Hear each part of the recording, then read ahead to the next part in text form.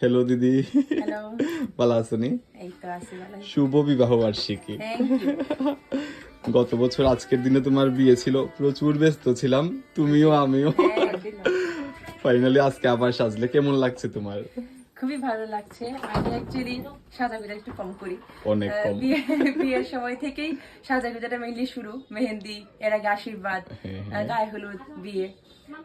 তারপর আরো 2-3টা প্রোগ্রাম। তারপরে আমরা হচ্ছে পোস্ট ওয়েডিং করলাম। হ্যাঁ। প্রত্যেকটা সাজে আমি আর্যর কাছেই সেজেছি। আমি আসলে এই সাজাগোজা সম্পর্কে আমার আইডিয়া একটু কম, এই জন্য আমি টোটালি আর্যের উপরে ডিপেন্ডেন্ট। ও যেরকম করে সাজিয়ে দিয়ে আমি মানে বিশ্বাস করি যে আমাকে ভালোই লাগবে। ভালোই লাগে যে সবগুলা প্রোগ্রামে সুন্দর লাগছে তোমার। আমার প্রথম বিবাহ বার্ষিকী, তাই ছোটখাটো একটু আয়োজন আছে বাসায়। এই জন্য আজকে আবার আর্য শরণাপন্ন হয়েছি এবং ও আমাকে আবারও মন মতো করে সাজিয়ে দিয়েছে এবং আমি খুবই খুশি। থ্যাংক ইউ সো মাচ দিদি, থ্যাংক তোমাকে ইউ। অনেক থ্যাংক ইউ, অনেক কষ্ট করে তুমি সাজিয়েছো। খুবই সুন্দর লাগে দিদি। Thank you very much. Okay, টাটা দিদি, দেখা হইবো আবার। ওকে, অবশ্যই, টাটা।